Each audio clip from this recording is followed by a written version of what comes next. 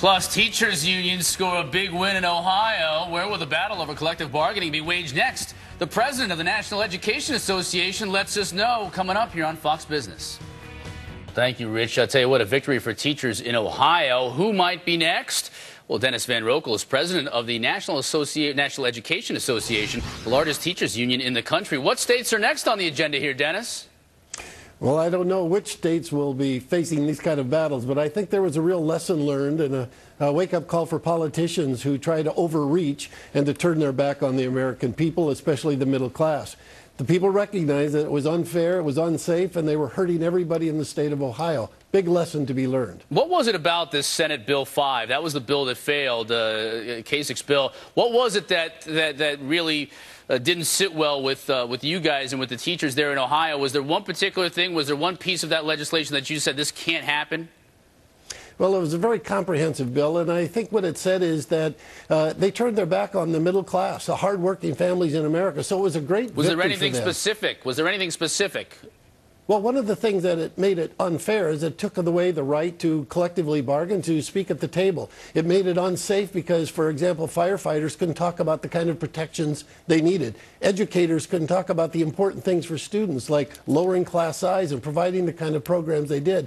The public recognized that those voices are important for nurses, for teachers, and for firefighters. I agree with that. What hasn't worked with it, though? Because we've had collective bargaining now for quite some time in every state with public unions and public employees, and yet we've gotten to a point right now where, whether it's financially or otherwise, it just hasn't worked to this point. Well, you know, we have many states that don't have collective bargaining, and I think what you'll find is where they do have collective bargaining, they actually find better solutions to difficult problems. It's a great process. You sit down at the table and you figure out how to best do it. I really believe that without collaboration, without getting management, the school boards in the case of education, and the employees in their union together, we can't solve the tough problems in front of us. Collaboration is the key.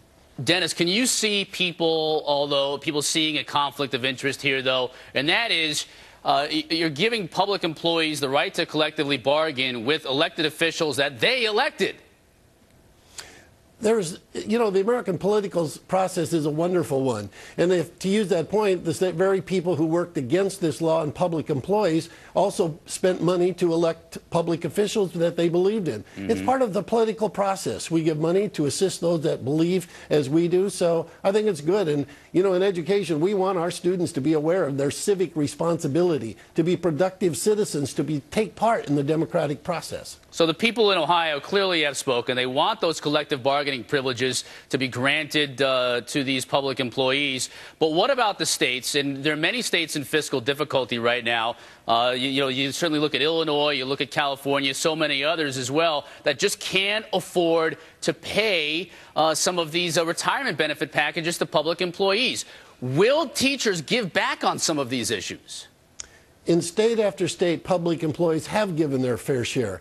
They've taken furloughs, they've taken cut in pays, they pay more for health care, they pay more for pensions. This has never been, in Wisconsin and Ohio, it was never about money or balancing the budget. They were trying to silence the voice of public employees, middle class, hardworking Americans. And I think the public said, no, we don't want you to do that. You know, more people voted no on Senate Bill 5 than voted for Governor Kasich in the last election. I think their voice came out loud and clear. This was unfair, it was unsafe, and it hurt everybody in Ohio. Okay, Dennis, I only have a few seconds here. Ohio, first off, what do you think about Wisconsin? Obviously is another one that you'll be working hard in.